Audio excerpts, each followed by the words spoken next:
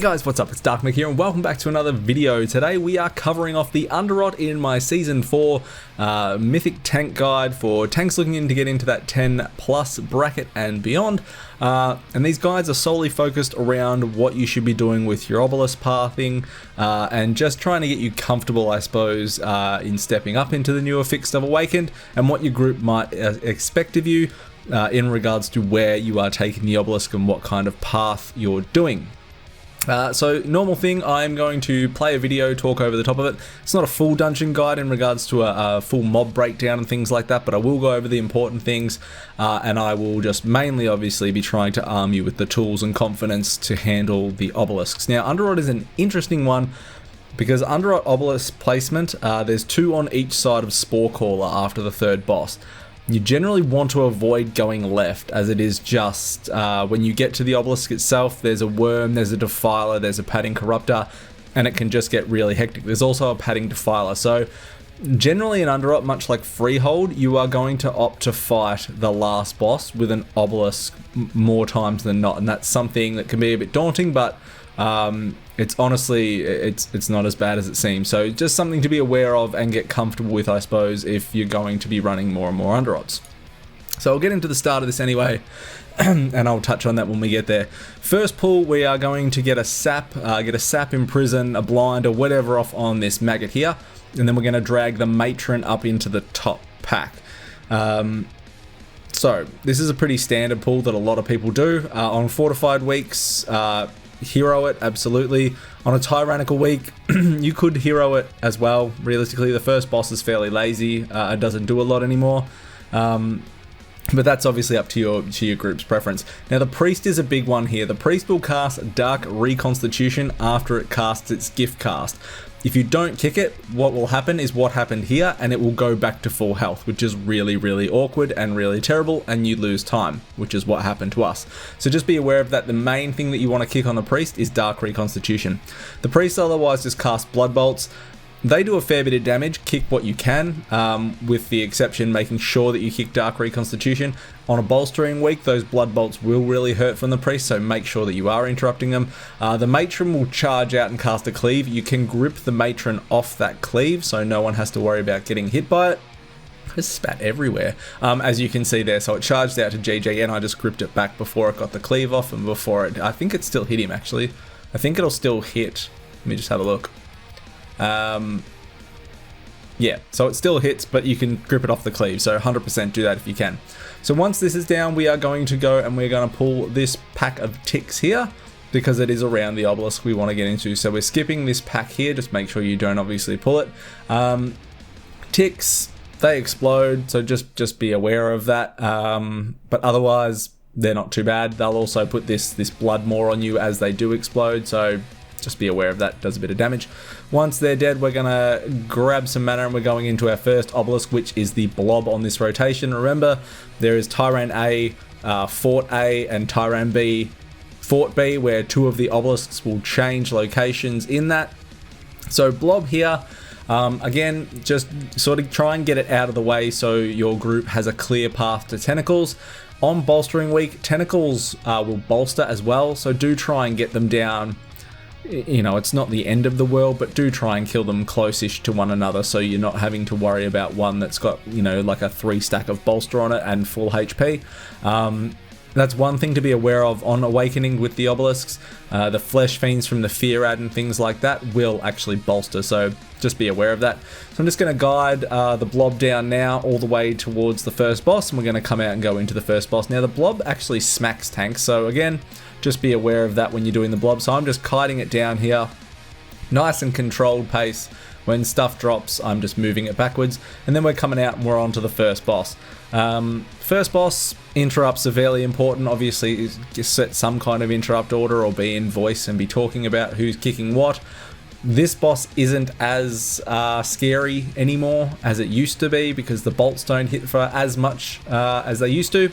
As a warrior, make sure that you're always spell reflecting a bolt because it does insane damage. With the ad here as well as a DK, we can actually grip the ad in. So you can see here Blood Mirrors going off, which is the ad cast. Ad pops up, I'm going to grip it off, and then you can get someone to interrupt it or you can interrupt it. But it will automatically recast, but you still save some time and you get them on top of each other to cleave.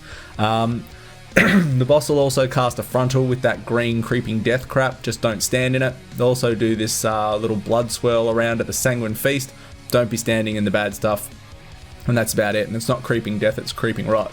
Damn right, I'm creeping rot. Okay, so God, you're such a loser. So we kill them and then we are moving on. So once that's dead, we're running down here. Now you don't actually have to shroud this. You can absolutely do it for safety, but you can just come and run up the middle here. Now what I'm going to do is I'm going to take these 2 lashes into these 3 rots here, which absolutely easy enough to do. Only thing you need to have is 2 kicks sorted out, 1 for each lasher, and 1 person, provided they're on a melee kick, can actually get all the kicks on their lasher. So I could get all the kicks on Star, someone could get all the kicks on Nipple. So just don't, with the rots, they'll do this wave of decay. It's the green little swirly thing. Don't stand in the green little swirly thing, kick the lasher. It's pretty simple. We accidentally pull that lasher behind us, so again, just get someone to do the kick. I'm going to finish that. Now, I actually screw up, and I will have the route for this Underrot in a pinned comment below. I'm supposed to pull the 3 lashes that are in the alcove under there, and that costs % later. So we're supposed to go around and kill them. 3 kicks assigned for them. Pew pew. So we forget about them. So what I'm going to do now on fort weeks, and even when it's not fort weeks, I generally only like to pull 1 blood swarmer per pull. I definitely think in a pug, not that this is even like a pug environment. On a pug environment, it's so worth doing. The blood swarmers will fixate. They do a shitload of damage, and it's just not worth risking a wipe over it. So generally 1 blood swarmer per pull is the easiest way to go. Again, with the lashes, make sure you get it. The blood swarmer will do like a sonic discharge thingy. Make sure you're kicking that as well. Don't stand in the greens from the rots. That's pretty simple with them. So we're just going to move around here. There's 2 maggots here, so we didn't want to fight 2 maggots, so we just get an imprison off on that maggot. And then I'm going to pull blood swarmer, lasher, and 3 rots. So there's the sonic screech. Make sure you kick that. You want to be making sure again that you've got a kick on your lasher. The maggot will do a frontal spray. Now you can either make sure that nobody is standing in the way of it, or you can gouge it, asphyx it, grip it off its cast, mass grip it, typhoon it, ring of peace, paralysis. You get the picture. Just don't let it cast, because if it casts, it will absolutely just annihilate your group if the cast goes off. So we're going to get through them, killing them. We're going to pull our maggot now and 1 blood swarmer. So this is a bit of a wasted pull, but 1 maggot, 1 blood swarmer. We kill them, interrupt the sonic screech, yada yada. Just watch out, the blood swarmers will charge too if you're off at range. So now what we're going to do is because we've got 2 blood swarmers left. I think we have 1 blood swarmer left, sorry. I'm going to grab the skellies and this blood swarmer here. Now the big thing with the skelly pack that you just need to watch out for is this wicked frenzy. So you can see the death speaker there is going to, where is the death speaker? There he is. He's going to cast wicked frenzy. It's going off now. Now if this gets off, it's a dot that will just keep applying to you even if it's dispelled off. And it does a shite load of damage. What you can do, however, is AMS the cast, and then it won't actually get applied to you until it goes again, which it does now.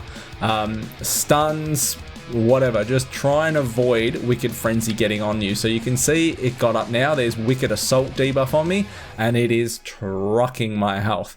If you're wondering too why on earth I have Purgatory in an 18, I just forgot to change my talents before we went into this key. So yeah, certainly Purgatory is probably not advisable in an 18 key, but anyway, I just hadn't changed my talents. So we get through them, interrupt on the Guardians, make sure you get the Raise Dead, you don't want that to go off. Any bone shields that you can either purge them off or get them. So now, sorry, we did have a Blood Swarmer left up, so now we're just going to pull the rest of this in 1 pull as well. Again, don't stand in the green from the rots, watch the Blood Swarmer, interrupt the Lasher, and that's pretty much it, guys. So we're going to skip through these right now, and then we're going to get on to Cragmaw. Now, Cragmaw is always a bit of a dick. What you want to do with Cragmaw is, as the tank, you want to bring Cragmaw back over to this area. I'm just going to sit him here. You want all your DPS. So what you want is you want Cragmaw here. You want your DPS to all be on this cage here, because he's either going to do indigestion or he's going to charge. When he does the charge, you want all your DPS to be lined up here, so he goes straight into this bone cage here. All the ticks will spew out in front of it, so A, easy collect, and B, you don't lose any DPS uptime on him. With the Indigestion, as a warrior, you can leap away if you want. As a DK, you can use AMS. Otherwise, you can just strafe out of the way. You could torpedo or roll as a monk and yada yada yada, but you can actually just strafe it. So you can see here, I'm just waiting to see what comes up, and then I strafe out of the way and I don't get hit. So on your bigwigs or your DBM, just keep an eye on the timer. Go back a little bit further. Keep an eye on this timer here.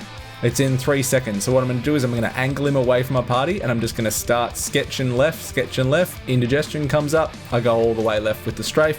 Come back, pick up worms, and that's pretty much it. Now all the DPS are in a line behind Cragmore. So it's going to be a charge now. He turns around to charge. Everyone moves out of the way. Straight into the bones. Pick up all these.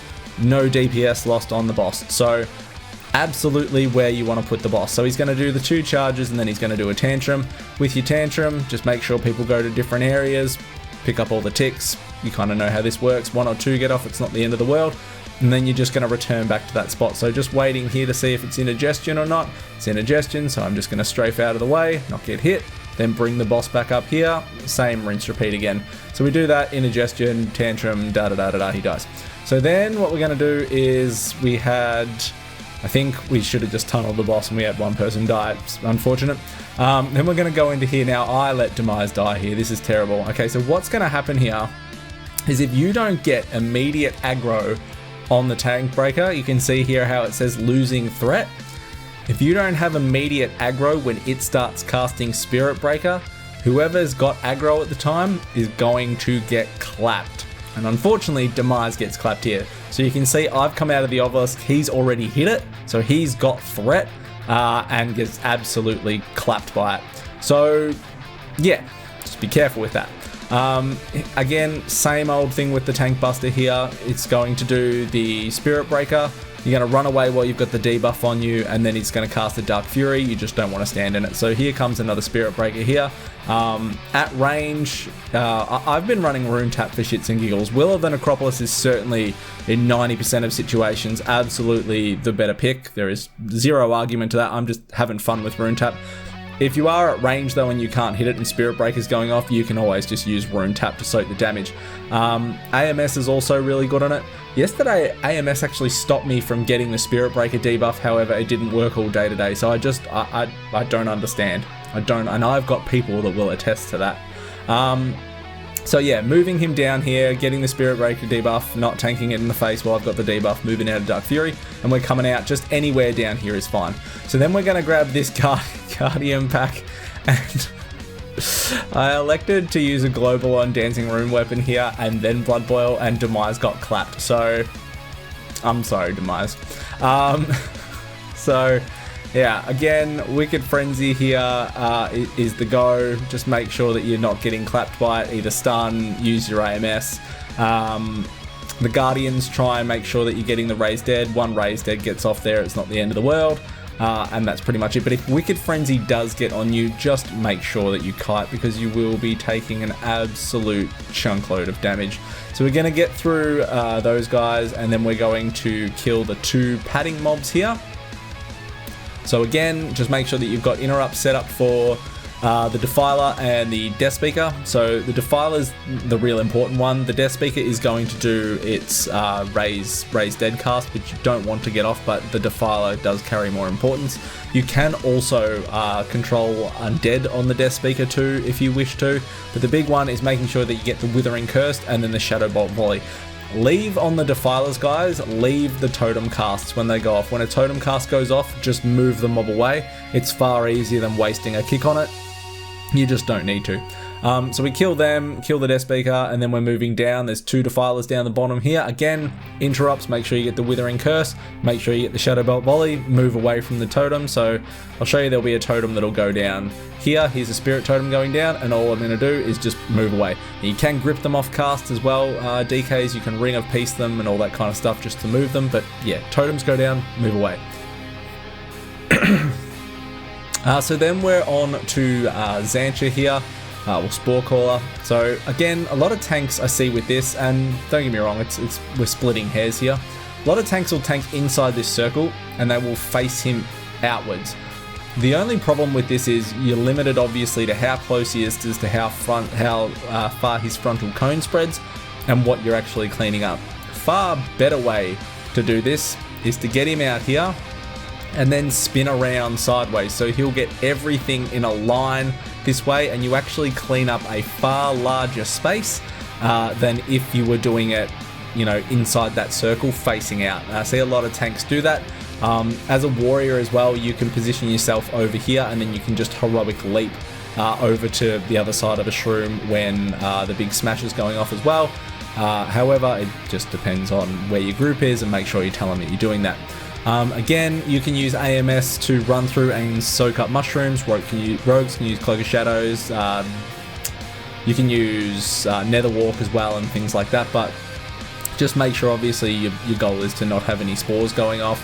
And that's pretty much it. Pretty self-explanatory boss. Boss does hit quite hard as well. I definitely find on the DKs, but yeah. So just normal stuff with that one. Kill him, and then we are off. Now this is the interesting point, okay? Because this is the decision I guess you make. If you want to do all the obelisks, if you don't want to do an obelisk with the last boss, you either clear around this one, and then you take this spider all the way over to the other obelisk.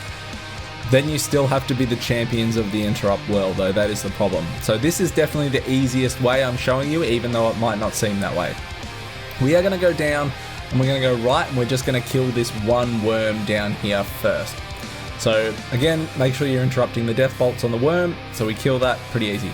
Then what we're going to do is we're going to take this defiler here, we're going to take it up into this skeleton pack, and we're going to do this one. Again, you just need interrupt on the defiler. And then the only other thing that you really need to watch out for is the Wicked Assault cast, which comes off from the Death Speaker. The Wicked Frenzy, sorry, which leaves the debuff Wicked Assault. That's all you need to watch out for. Again, you've got plenty of room up around this entire area to kite, so if it does get off, just make sure you kite. We missed a raised dead there, so now we've got another Guardian. We left the totem up, so you just move out of the way. And that's pretty much it. So Wicked Frenzy again going off there, so I've got Wicked Assault on me, and it hurts. So again, just trying to make the most of my kiting. I'm not even bothering about it though now. Now I'm just using Rune Tap and standing here and taking it like a man. But yeah, so stock standard stuff, we've already been over them. So then what we're going to do is we are going to grab the Corruptor and the Worm here. Now, we're so low on percent because we forgot those 3 lashes under the little alcove, and I just forgot all about them. So we'd be grabbing the Corruptor and the Worm here because there was a meme going on that the gate would open up even if you were 2 counts short, which you would make up on the last obelisk. It just doesn't open. The gate doesn't open unless you're 100% at the moment, especially at the time of making this video. So just keep that in mind. So if we had the 3 lashes, we would have just cleaned this Corruptor up here and the Worm, and then we would have gone and finished off. Actually, we may not have even needed the Worm. We could have probably just done the Corruptor. And then we'd just be taking this last obelisk down to do the last 2 Corruptors, and we would have been fine. However, because we forgot them, we're going to have to do a little bit more stuff down the bottom. So get a res off here. We're going in. This is obviously far from the cleanest run in the world. We are going into this obelisk here, and with the spider. Now, spider again, 2 kicks, run, 2 kicks, run, 2 kicks, run. So we've covered that off in the other videos. It'll always do 2 back-to-back casts, and then it will move a bit, and then it'll do the same 2 back-to-back casts again. The ads, if you run away, will kill themselves. Otherwise, just watch out. They'll do that volatile rupture there, which is a giant green bad circle. You don't want to get hit by it. So we're just going to run this all the way down to the bottom here, and then we're going to kill it down here, past this worm here, coming out into these last 2. Now, if we obviously hadn't have missed the 3, we'd be killing these, we'd be at 100%, and we'd be on our way, but we're not, so we're going to have to kill some more worms. With the Corruptors, just watch out for the Abyssal Reach. They'll leave these purple tentacles around that'll slap people, so just move away from them. Maddening Gaze, whichever way they're facing when they're channeling that cast, or doing the cast, they will send out a frontal cone. If you get hit by that, you will get feared, so watch out for that. So Maddening Gaze, you can Ring of Peace them off, you can grip them off. If they're if the casts are synced up, it's generally better to not interrupt them off, as they'll always be casting at the same time, so you kind of know what's going on versus having to dodge one cast then another cast, which might be facing a different way or something along those lines. When there's one left up though, feel free to go ham. So I'm just going to grip that Maddening Gaze off so no one has the even chance to get hit by a fear, and that's it. Now, if we hadn't screwed up, that gate would have opened up and we would have been going down. Instead, we're going to kill this worm, interrupting the death bolts, kill that one, still not 100%, kill another worm, 100%. So yeah, don't forget mobs. If you do, there's a bit of percent you can obviously make up at the end. So now we're on to the last boss. Now we're doing the last boss with the last obelisk that we left, which was on the left side of Spore Caller, which I spoke about being really annoying, which is the fear one. Now with the fear obelisk, you don't have the adds here, so there's no flesh fiends, you're just dealing with the fear mechanic itself. Now the fear mechanic is quite easy to combat. Now you've got a couple of choices here. If you're tanking this, if you're a DK, you've got AMS. Before the fear goes off, you can use AMS, you don't get feared. As a warrior, you can use Berserker Rage. I'm sure other tanks can do other things. What you can do if you are not going to get a fear is have your back to the wall. So you can see GG the chicken here has his back to the wall. Now I don't even know if he has a fear circle on him. Bexy over here does as well. They've got their back to the wall. The boss will the obelisk or the chaos, whatever you want to call it, will always fear you away from it. So if your back is to the wall, it will fear you into the wall, which is exactly where you want to be going. You don't want to be going into the middle where all that spore shit is floating around. So easiest way is if you have nothing to immune your fear, back to the wall, you'll get feared away into the wall, you bounce back into it as soon as the fear's off. So by far the easiest way to manage that. Now as the tank here, what you want to be doing is you want to have a marker on your head. For one, you want to be tanking the boss with everybody stacked on you. So you move it over to the obelisk to start with doing it this way. You want everyone to stack on you. When the abomination does its vile expulsion, you're all just going to run through, kind of drag the boss past all this shit on the ground, and then you're going to spin it back around facing the stuff, and everyone's going to stack back on you. You're going to continue to do this around the entirety of the room. Reason being is it stops the shit from getting sprayed everywhere. So you really want to make sure that everybody is stacking quite tight on you. Watch your fear circles, obviously don't get feared onto everyone. You can see Demise just got feared then, so what I was talking about, the wall. So Demise is about to get feared here, his back is to a wall, he gets feared out, and then he just runs back in. So super simple, it'll always fear you away from him, so just make sure for God's sake that you're not near the middle and you're not facing him so you get feared out into the middle. So we're going to clean him up. It's obviously the priority to get that down ASAP, that obelisk, and then it's just the boss's easy mode from there, just moving every time the breath goes off. About a quarter to halfway through the cast of the vile expulsion, start moving through him. Don't move too early. As a DK here, I'm just dropping Death and Decay